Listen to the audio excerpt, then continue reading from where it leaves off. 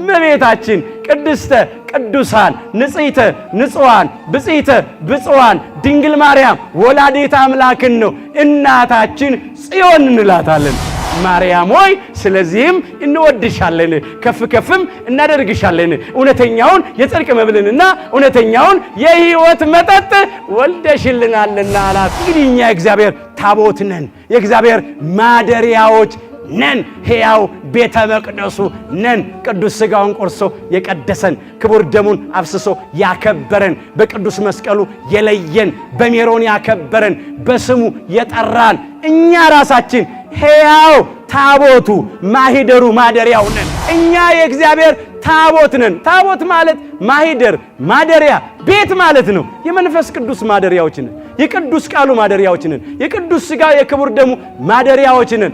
መቅደስ አካላችንን በኃጢአት አፍርሰን አርክሰን እንዳንገኝ እግዚአብሔር በቸርነቱ ሁላችንን ይርዳን።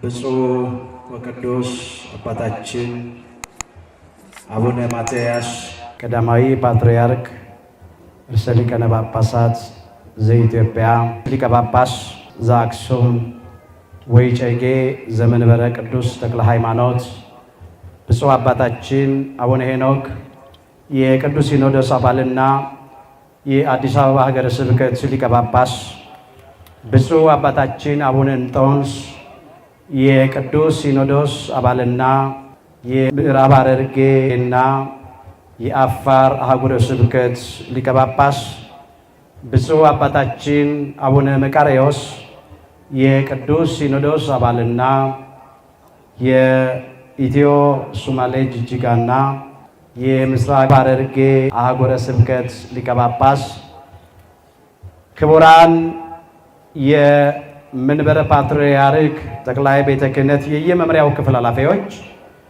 ክቡራን የአዲስ አበባ ሀገረ ስብከት የየመምሪያው ክፍል ኃላፊዎች፣ ክቡር አባታችን መላከ ፀሐይ ቆሞስ አባ ኃይለ መለኮት ይህይስ የዚሁ ቤተ ክርስቲያን አስተዳዳሪ፣ ክቡራን የአድባራትና የገዳማት አስተዳዳሪዎች፣ አበው ሊቃውንተ ቤተ ክርስቲያን በየማዕረጋችሁ፣ አባቶቼ ካህናት፣ በአገልግሎት የምትመስሉኝ ወንድሞቼ መምህራነ ወንጌል፣ ወንድሞች ዲያቆናት፣ የእግዚአብሔር ልጆች፣ የድንግል ማርያም ወዳጆች እንደምን አረፈዳችሁ።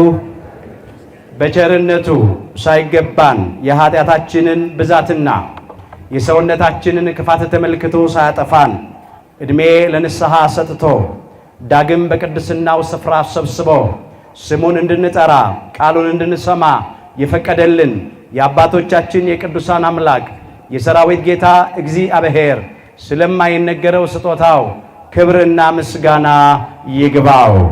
እስቲ እዚህ ያደረሰንን አምላካችን እግዚአብሔርን ሁላችን እናመስግን። የእናታችን የእመቤታችን የቅድስተ ቅዱሳን የድንግል ማርያም የወላዲተ አምላክ ረድኤትና በረከት ለዘላለሙ በሁላችን ላይ አድሮ ይኖር። በቅድሚያ እግዚአብሔር አምላካችን ሁላችንን በቸርነቱ ጠብቆ እንኳን ለታቦተ ጽዮንና ለአማናዊቷ ታቦተ ጽዮን ለቅድስተ ቅዱሳን ለድንግል ማርያም ዓመታዊ መታሰቢያ ክብረ በዓል በሰላምና በጤና አደረሰን አደረሳችሁ።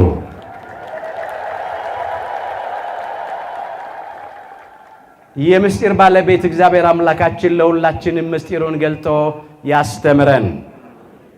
ወመኑ ዘይደምር ታቦተ እግዚአብሔር ውስተ ቤተ ጣዖት፣ የእግዚአብሔርን ታቦት በጣዖት ቤት ውስጥ የሚያኖር ማን ነው?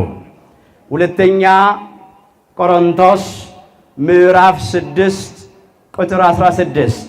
አምላካችን እግዚአብሔር እንደረዳን መጠን በሚኖረን ጊዜ የምንማርበት የትምህርታችን ርዕስ ይሆናል። ዛሬ በዚህ ርዕስ ለመማር የመረጥንበት ምክንያት ሁላችን እንደምናውቀው በቤተ ክርስቲያናችን ታሪክ መሰረት በየዓመቱ ህዳር 21 ቀን የዛሬውን ቀን ማለት ነው ከምናከብራቸው በዓላት መካከል አንዱ የሆነውንና የታቦተ ጽዮንን በክብር ከተማረከችበት ብዙ ገቢረ ተአምራት እያደረገች ኃይል እያደረገች የተመለሰችበትን በዓል ነው። ሌላውን መጨረሻ ላይ እጠቁማችኋለሁ። አበው ነገር ከስሩ ውሃ ከጥሩ ይላሉና ለትምህርታችን የሆነን ዘንድ ወደ ኋላ መለስ ብለን ጥቂት ነገር እናነሳለን። የእግዚአብሔርን ታቦት በጣዖት ቤት ውስጥ የሚያኖረው ማን ነው? ሁለተኛ ቆሮንቶስ ምዕራፍ 6 ቁጥር 16 ርዕሳችን ነው። መቼስ ታቦቷ ከምርኮ ተመለሰች ለማለት ታቦቷ ተማረከች ማለት ይቀድማል። ሳይማረኩ መመለስ የለምና ብዙ ነገር አልተርክም፣ ጊዜ የለም። የእግዚአብሔር የቃል ኪዳን ታቦት፣ የሕጉ ታቦት፣ የምስክሩ ታቦት፣ የኃይሉ ታቦት በምን ምክንያት ነው የተማረከችው የሚለውን በመጀመሪያ እናነሳለን። የመማረኳ ምክንያት የአገልጋዮቹ ኃጢአት ነው። በተለይም የነ አፍኒንና የነ ፊንሐስ በደል ነው። እነኚህ የሊቀ ካህናቱ የኤሊ ልጆች ምናምንቴዎች ነበሩ ይላል። እግዚአብሔርንም አያውቁም ነበረ ይላል። አንደኛ ሳሙኤል ምዕራፍ 2 ቁጥር 12 ላይ ምናምንቴ ያሰኛቸው ምናምንቴ ሥራ ይሰሩ ስለነበረ ነው። እግዚአብሔርን አያውቁም ነበረ ሲል ለእግዚአብሔር ለአምልኮቱ አይንበረከኩም ነበር። ለእግዚአብሔር አይገዙም ነበር፣ አይታዘዙም፣ ፈቃዱንም አይፈጽሙም ነበር ማለት ነው። አያውቁም ማለት እግዚአብሔር ፈጣሪ እንደሆነ አያውቁም ነበር ማለት አይደለም፣ ግን አይታዘዙትም ነበረ ማለት ነው። እግዚአብሔርን በመፍራት ሰውን በማፈር በቤተ መቅደሱ አያገለግሉም ነበር። በድፍረት ነበር፣ በትዕቢት ነበር። መጽሐፍ እንደዚህ ይላል፣ የጥበብ መጀመሪያ እግዚአብሔርን መፍራት ነው፣ ቅዱሱን ማወቅ ማስተዋል ነው ተብሎ ተጽፏል በመጽሐፈ ምሳሌ ምዕራፍ 9 ቁጥር 10 ላይ። እነኚህ ግን እግዚአብሔርን የማይፈሩ ነበሩ። ወረድልና ምን ይላል እዚያው አንደኛ ሳሙኤል ምዕራፍ 2 ቁጥር 17 ላይ የጎበዛዝቱም ኃጢአት በእግዚአብሔር ፊት ታላቅ ነበር። ምንድን ነበር ኃጢአታቸው ስንል በመጀመሪያ ለእግዚአብሔር የሚቀርበውን መስዋዕት አያቀርቡም። እነሱ ይበሉና የተረፈውን ነው የሚያቀርቡት። መሆን የነበረበት መጀመሪያ መስዋዕቱ መባው ለእግዚአብሔር ይቀርብና ተረፈ መስዋዕቱን ነው መብላት ያለባቸው። ሁለተኛ መብራቱን በጊዜው አያበሩም ነበረ። ሶስተኛ እግዚአብሔርን ከሚያገለግሉ ሴቶች ጋር በዚያ በመገናኛው ድንኳን በደብተራ ኦሪት ሲያመነዝሩ በዝሙት ሲረክሱ ተገኙ። ሊቀ ካህናቱ አባታቸው ኤሊ ይሄን ሰማ። ነገር ግን ልጆቹን ቸል አላቸው። የሚገባውን ቅጣት አልቀጣም። የምሰማው ነገር ምንድነው ብቻ ብሎ ዝም አለ። ለዘብተኛ ሆነ። እንዲህም አለ፣ ሰው ሰውን ቢበድል እግዚአብሔር ይፈርድበታል። ሰው ግን እግዚአብሔርን ቢበድል ስለ እርሱ ማን ይለምናል አላቸው። እነሱም አልሰሙም። ልባቸው ለኛ ሆነ፣ አንገተ ደንዳኖች ሆኑ፣ በአመፃቸው ቀጠሉ። እግዚአብሔር ሊቀጣቸው ወዶ ነበረ እና የአባታቸውን ምክር አልሰሙም ይላል። ከዚያ እግዚአብሔር እንደዚህ ብሎ ተናገረ። እስቲ በሉ ከኔ ጋራ ያከበሩኝን በሉ አከብራለሁ፣ የናቁኝም ይናቃሉ። አንደኛ ሳሙኤል ምዕራፍ 2 ቁጥር 30 ላይ ተመዝግቧል። ያከበሩኝን አከብራለሁ፣ የናቁኝም ይናቃሉ አለ እግዚአብሔር። ያላከበሩትን አፍኒንና ፊንሐስን፣ ያላከበረውን ሊቀ ካህናቱን ኤሊን እና ቤተሰቦቹን እንዲሁም እስራኤልን ሊቀጣ ተነሳ እግዚአብሔር። ለምን እንዲህ አለ እግዚአብሔር? ከኔ ይልቅ ልጆችህን ለምን ሰማህ? የልጆችህን ክብር ለምን ፈለክ አለው። ወገኖቼ አስተውሉ። ምን ይላሉ አበው? ላም እሳት ወለደች፣ እንዳትልሰው ፈጃት፣ አቃጠላት፣ እንዳትወቆጫት። ሊቀ ካህናቱ ኤሊ ይሄ ነው የሆነበት። ልጆቹ ናቸው። መቅጣት አልቻለም። እግዚአብሔርን ቤት ሲያረክሱ ሲያበላሹ ሲበድሉ ዝም አለ። እግዚአብሔር ቅጣት አመጣ። በዚያ በታናሹ ብላቴና በሳሙኤል እግዚአብሔር ተናገረ። ሁለቱም እግዚአብሔር ቤት ያገለግሉ ነበር። የካህኑ የኤሊ ልጆች አፍኒንና ፊናስ እንዲሁ በስለት በብጻት በጸሎት በእንባ የተገኘው ታናሹ ብላቴና ሳሙኤልም ሁለቱም ያገለግሉ ነበር። ነገር ግን የሁለቱ አገልግሎት ይለያይ ነበር። ብላቴናው ሳሙኤል በእግዚአብሔርና በሰው ፊት በሞገስ አደገ ይላል። ሃይማኖቱን አጽንቶ ምግባሩን አቅንቶ እግዚአብሔርን ደስ እያሰኘ አደገ። የዚያን ዘመን ይላል አንደኛ ሳሙኤል ምዕራፍ 3 ላይ ይቀጥላል፣ የእግዚአብሔር ቃል ብርቅ ነበረ፣ ራእይም አይገለጥም ነበር ይላል። ሰው በጠፋበት ዘመን ነብዩ ብላቴናው ሳሙኤል ሰው ሆኖ ተገኘ። እግዚአብሔር ነብዩ ሳሙኤልን ማነጋገር ጀመረ። እንግዲህ በእድሜ ከሆነ ሊቀ ካህናቱ ኤሊ አረጋዊ ነው። በስልጣን ከሆነ ሊቀ ካህናት ነው። በእውቀት ከሆነ ኦሪቱን ጠንቅቆ ያውቃል። ሳሙኤል ከእድሜ ብላቴና ነው። ከእውቀት ገና አልተማረም። ከማዕረግ ገና ምንም የለውም። ነገር ግን እግዚአብሔር የሚፈልገው የልብ ንጽህና ነው፣ የልብ ቅድስና ነው። የእድሜ መርዘም በራሱ ጽድቅ አይደለም። የእድሜ ማጠር በራሱ ኃጢአት አይደለም። በተሰጠው እድሜ እግዚአብሔርን ደስ አሰኝቶ መኖር ነው። እግዚአብሔር ከሕፃኑ ከሳሙኤል ጋር መነጋገር ጀመረ። ከአንዴም 3 ጊዜ ጠራው። ሳሙኤል ሳሙኤል እያለ ሳሙኤል አቤት እያለ ወደ ካህኑ ወደ ኤሊ ሄደ። አይኔ ያልጠራሁም ተኛ ይለዋል። ከዚያ በሶስተኛው ገባውና ሊቀ ካህናቱ ኤሊ አይ በቃ የጠራው እግዚአብሔር መሆን አለበት አለ። እንዲህ አለው፣ አሁን ቢጠራ ባሪያ ይሰማልና ተናገር በለው አለው። እግዚአብሔር ለሳሙኤል ነገረው። የሚሰማውን ሰው ሁሉ ሁለቱን ጆሮቹን ጭው የሚያደርግ ነገር በእስራኤል ላይ አደርጋለሁ አለ። በካህኑ በኤሊ ቤት ጀምሬ እጨርስበታለሁ አለ። ልጆቹ አፍኒንና ፊናስ ይገደላሉ አለ። የኤሊ ቤት ኃጢአት በመስዋዕትና በቁርባን አይሰረይለትም አለ። ይሄንን ሲሰማ ብላቴናው ሳሙኤል ፈራ፣ ደነገጠ። ይሄንንማ ምን ብዬ ነግረዋለሁ ለካህኑ ለኤሊ አለ። ካህኑ ኤሊ በጠዋት እግዚአብሔር የነገረህ ምንድነው?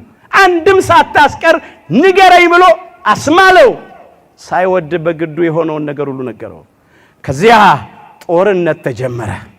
አንደኛ ሳሙኤል ምዕራፍ 4 ላይ ይቀጥላል። በዚያ ዘመን ፍልስጤማውያን ከእስራኤላውያን ጋር ይታገሉ ነበረ። ጦርነት ሄዱ እስራኤላውያን። በመጀመሪያ 4000 ሰዎች አለቁ፣ ከእስራኤል ወደቁ፣ ተሸነፉ። እንግዲያው ከፊታችን የሚሄደው ጠላቶቻችንን ድል የሚያደርገው ዮርዳኖስን ለሁለት የከፈለ እንደ ግድግዳ ያቆመ እንደ ሳር ክምር ያደረገ ሕዝቡን በደረቅ ያሻገረ የኪዳኑን ታቦት ባንይዝ ነው አሉ። ኢያሱ ወልደ ነዌ ምዕራፍ 3 ላይ ሙሉ ታሪኩ ተመዝግቧል። ከዚያም ጽኑን የኢያሪኮን ቅጥር ያፈረሰውን 7ቱን የአሕዛብን ነገሥታት ያባረረውን ምድረ ርስት ከነዓንን አባቶቻችንን ያወረሰውን የኪዳኑን ታቦት ይዘን ብንወጣ እናሸንፋለን አሉ። ታቦተ ጽዮንን ይዘው ወደ ጦር ሜዳ ዘመቱ። ፍልስጤማውያን ያንን ድምፅ ሲሰሙ ፈሩ፣ ደነገጡ፣ ታወኩ። እንግዲህ ታቦቱን ይዘው መጥተዋል፣ ስለዚህ አለቀልን፣ ተሸነፍን፣ አበቃልን አሉ። የሚገርማችሁ ግን አሁንም በውጊያው እንደገና ሌላ 30,000 ሰው ወደቀ። ለምን? ለእግዚአብሔር አልተመቹማ። ኃጢአት ነው፣ በደል ነው፣ ርኩሰት ነው ወገኖቼ።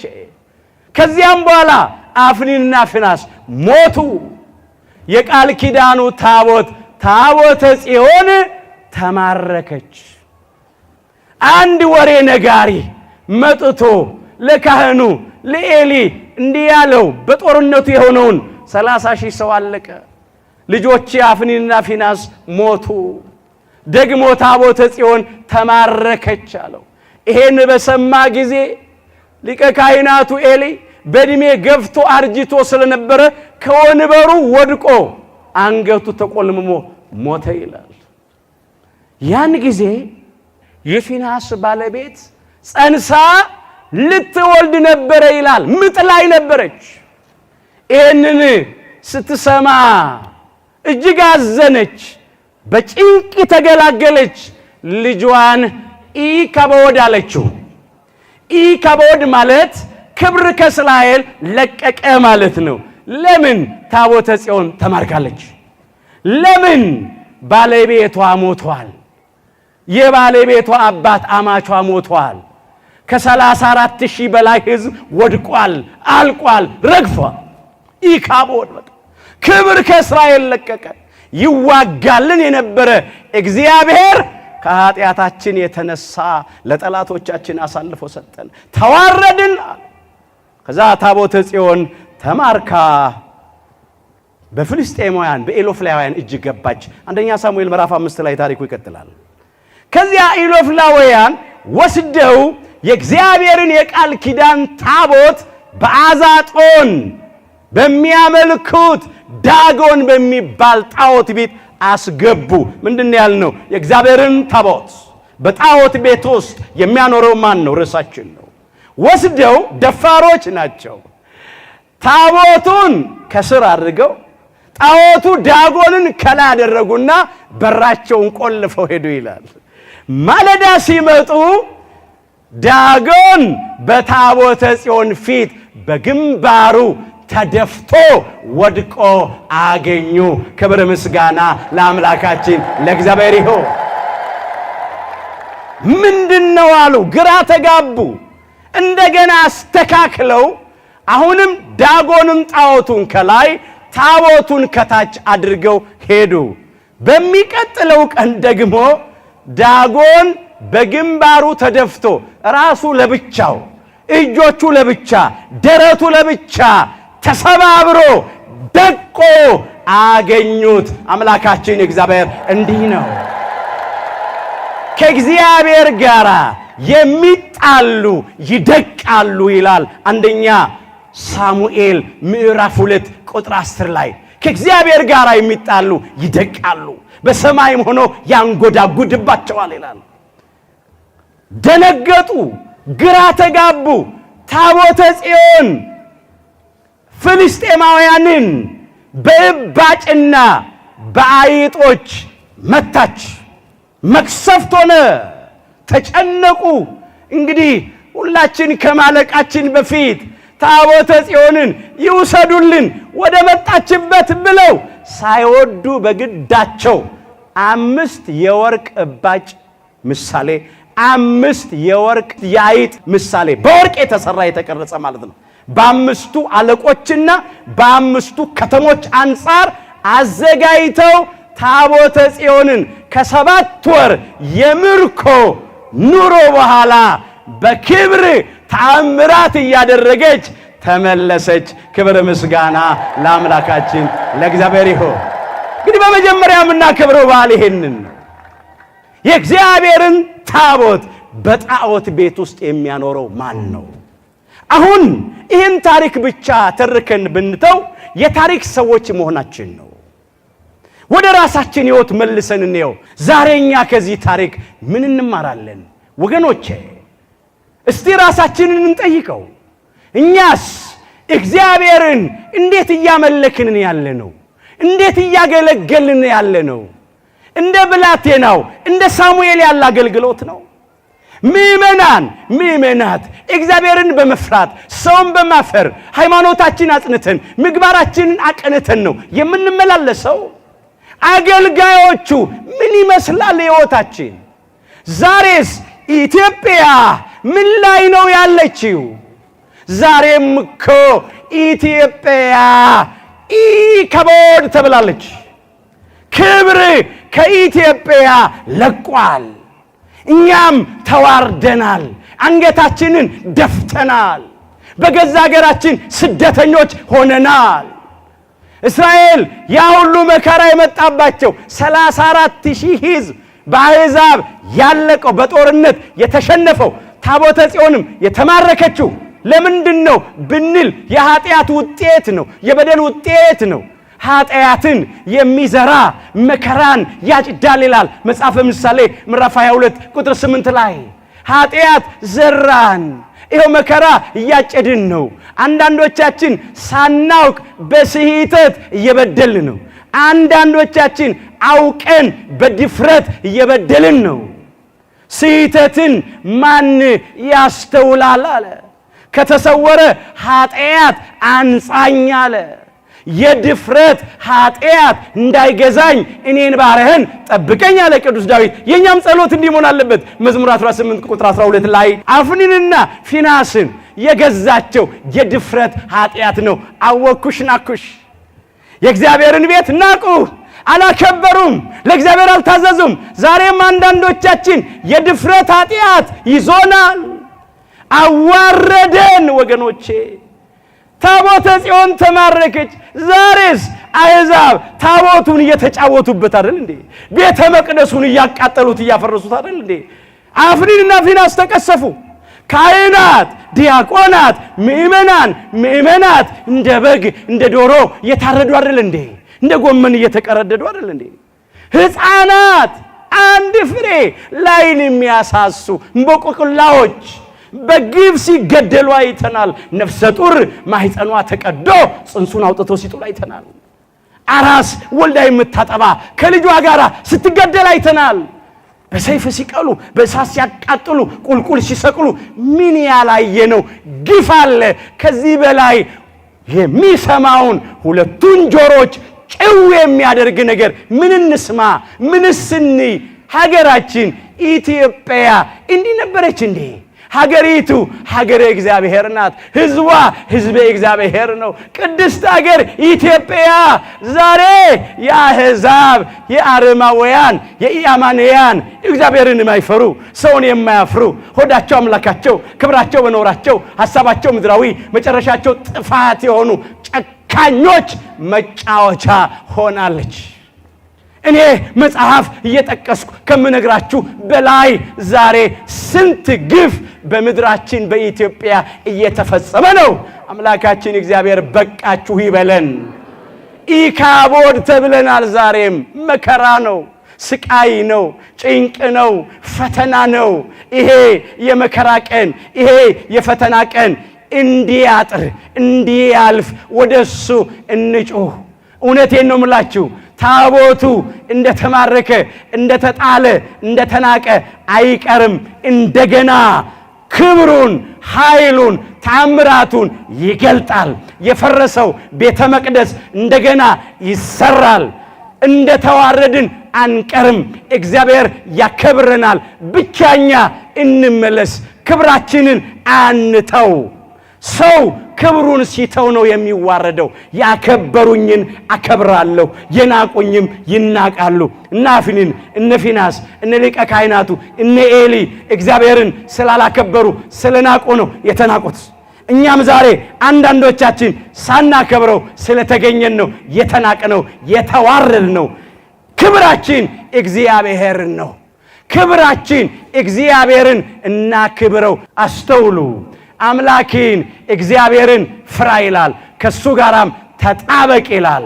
ዓይኖች ያዩትን እነዚህን ታላላቅ ተአምራቶች ያደረገልህ እርሱ ክብርህ ነው ተብሎ ተጽፏል። ዘዳግም 10 ቁጥር 20 ላይ ክብር ምስጋና ለአምላካችን ለእግዚአብሔር ይሁን። ክብራችን እሱ ለጊዜው ለእስራኤል ዘሥጋ ተነገረ። በ9 ታላላቅ ተአምራት፣ በ10ኛ ሞተ በኩር፣ በ11ኛ ስጥመተ ኤርትራ ባሕር ሕዝቡን ከግብፅ ከባርነት ቤት ነፃ ያወጣ እግዚአብሔር ነው። ከሰማይ መና አውርዶ የመገባቸው፣ ከአለት ከጭንጫ ከድንጋይ ላይ ውሃ አፍልቆ ያጠጣቸው፣ ቀን ፀሐይ እንዳያቃጥላቸው ሌሊት ጨለማ እንዳያስደነግጣቸው በ7 አይነት ደመና እየተንከባከበ የመራቸው፣ ዮርዳኖስን ያሻገረ የኢያሪኮን ቅጥር ያፈረሰ ምድረ ርስት ከነዓን ኢየሩሳሌምን ያወረሰ እሱ ነው ክብራቸው። ለኛም ደግሞ ክብራችን አምላካችን ጌታችን መድኃኒታችን ኢየሱስ ክርስቶስ ነው።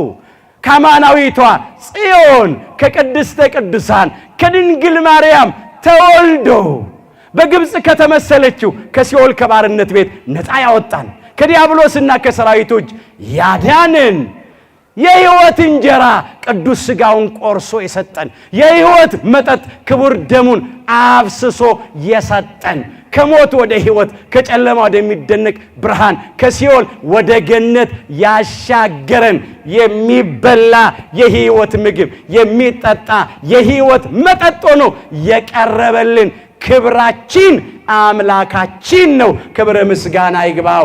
ከአማናዊቷ ጽዮን ተወለደ እምነ ጽዮን ይብል ሰብ ወብእሲ ተወልደ በውስቴታ ወውእቱ ልዑል ሳረራ። ሰው እናታችን ጽዮን ይላል መዝሙር 86 ቁጥር 5 ላይ። ጽዮን ማለት አምባ፣ መጠጊያ፣ ማደሪያ፣ መሸሸጊያ ማለት ነው። ሰው እናታችን ጽዮን ይላል። እመቤታችን ቅድስተ ቅዱሳን ንጽሕተ ንጹሐን ብጽሕተ ብፁዓን ድንግል ማርያም ወላዲተ አምላክን ነው እናታችን ጽዮን እንላታለን። በውስጧም ሰው ተወለደ። ሰው የሆነ አምላካችን ጌታችን መድኃኒታችን ኢየሱስ ክርስቶስ ከሥጋዋ ሥጋ ከነፍሷ ነፍስ ነስቶ በተዋሂዶ ከብሮ ከሷ ተወልዶ በሥጋ ማርያም ተገለጠ። ወውእቱ ልዑል ሳረራ ልዑለ ባህሪ አምላካችን እግዚአብሔር በድንጋሌ ሥጋ በድንጋሌ ነፍስ በድንጋሌ ሕሊና አጸናት ማለት ነው። ክብር ይግባት ጽዮን ቅድስተ ቅዱሳን ድንግል ማርያም ስማርያ እግዚአብሔር ለጽዮን ወአብደራ ከመ ትኩኖ ማሂደሮ ዛቲ ይእቲ ምዕራፌ ለዓለም።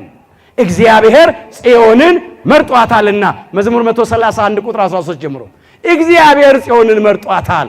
አማናዊቷ ጽዮን ቅድስተ ቅዱሳን ድንግል ማርያምን ለእናትነት መርጧታልና ማሂደረ መለኮት ናት። ዛቲ ይእቲ ምዕራፌ ለዓለም ይቺ ለዘላለም ማረፊያዬ ናት አለ። ለዘላለም ወላዲተ አምላክ ስትባል ትኖራለች። ክብር ምስጋና ውዳሴ ይግባ። እሷ የነሳውን ሥጋና ነፍስ በተዋሂዶ አክብሮት በክብር አርጓል። ዳግምም የሚመጣው በክበበ ትስብእት በሰው መጠን በሥጋ ማርያም በግርማ መለኮት በመለኮታዊ ግርማ ነው የሚመጣው። ለዚህ ነው ለዘላለም ማረፊያዬ ናት ያለው። አባታችን አባ ሕርያቆስ እንዲህ ብሎ ያነሳት ኦ ማርያም በእንተዝ ናፈቅረኪ ወናበየኪ እስመ ወለድኪ ለነ መብላ ጽድቅ ዘበአማን ወስቴ ሕይወት ዘበአማን አላት። ማርያም ሆይ ስለዚህም እንወድሻለን ከፍ ከፍም እናደርግሻለን፣ እውነተኛውን የጽድቅ መብልንና እውነተኛውን የሕይወት መጠጥ ወልደሽልናልና አላት። ጽዮናችን እመቤታችን ክብር ይግባት። ወገኖች ጽዮን ስንል እሷንም ማለታችን ስለሆነ አሁንም በእግዚአብሔር ቸርነት በቅድስተ ቅዱሳን በድንግል ማርያም በወላዲት አምላክ አማላጅነት ከኛ የራቀው ክብር ተመልሶ እንድናገኘው እግዚአብሔር ቀና አድርጎ እንዲያቆመን አፍረታችንን እንዲያረቅልን ነውራችንን እንዲያንከባልልን ያጣነውን ሰላም፣ ደስታ፣ ጤንነት፣ በረከት መልሶ እንዲያድለን እንለምነው።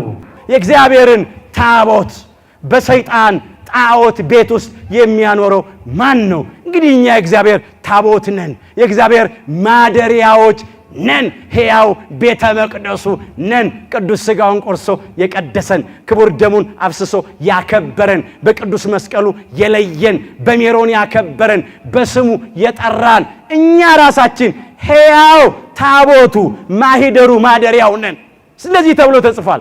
ማንም የእግዚአብሔርን ቤተ መቅደስ ቢያፈርስ ቢያረክስ እግዚአብሔር እሱን ያፈርሰዋል፣ ፈርዶ ያጠፋዋል። የእግዚአብሔር ቤተ መቅደስ ቅዱስ ነውና ያውም እናንተ ናችሁ ይላል አንደኛ ቆሮንቶስ ምዕራፍ 3 ቁጥር 16 ላይ። እኛ የእግዚአብሔር ሕያው ቤተ መቅደሶች ነን። እኛ የእግዚአብሔር ታቦት ነን። ታቦት ማለት ማሂደር ማደሪያ ቤት ማለት ነው። የመንፈስ ቅዱስ ማደሪያዎች ነን። የቅዱስ ቃሉ ማደሪያዎች ነን። የቅዱስ ሥጋ የክቡር ደሙ ማደሪያዎች ነን።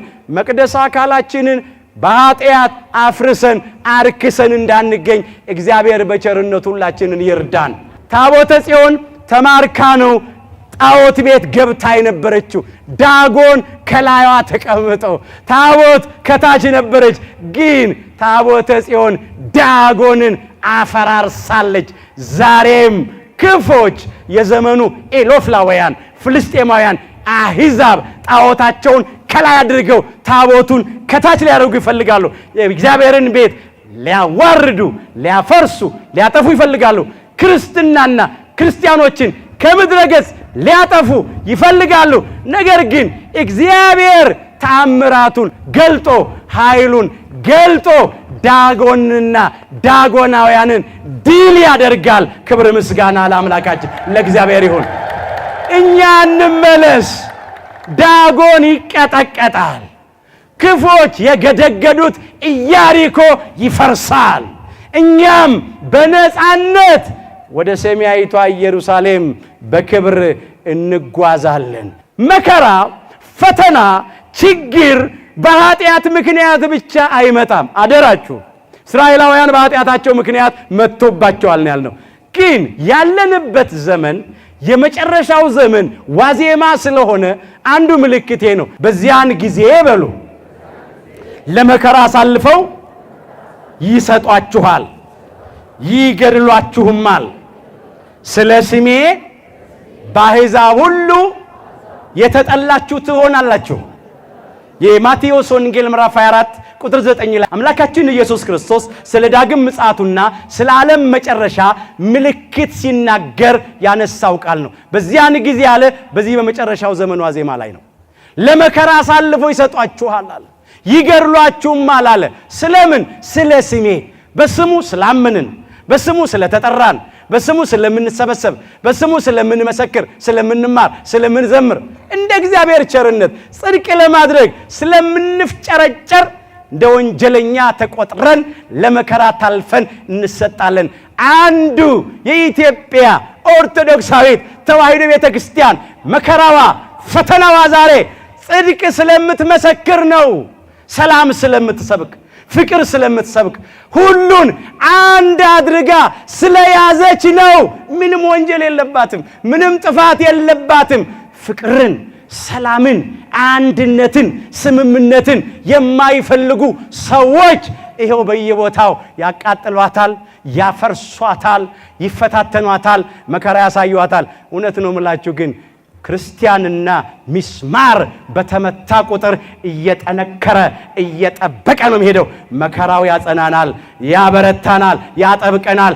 ገና እንበዛለን፣ ጠላት ያፍራል። ዳጎናውያን ድል እንደተደረጉ ዛሬም ዳጎን ጣዖት፣ ጎጠኝነት፣ መለያየት በትውልዱ ጫንቃ ላይ ለማሸከም የሚፈልጉ ሰዎች ያፍራሉ። ጣዖታቸው ይፈርሳል፣ ይደቃል።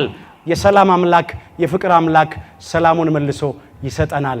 እኛ ግን ለእግዚአብሔር ተመችተነው እንኖር። የእግዚአብሔርን ታቦት በሰይጣን ጣዖት ቤት ውስጥ የሚያኖረው ማን ነው? ሁለተኛ ቆሮንቶስ ምዕራፍ 6 ቁጥር 16። ሌላውን ጠቁሜ ልለፍ። ይሄ በዓል የሚከበረው ሌላው በሶሎሞን ዘመን ቋሚው ሕንፃ ቤተ መቅደስ ተሰርቶ ከመገናኛ ድንኳን ከደብተራ ኦሪት ታቦተ ጽዮን ወደ ቋሚ ቤተ መቅደስ የገባችበት መታሰቢያ ነው። ሌላው በቀዳማዊ ምኒልክ ታቦተ ጽዮን ወደ ኢትዮጵያ የመጣችበትም መታሰቢያ ነው።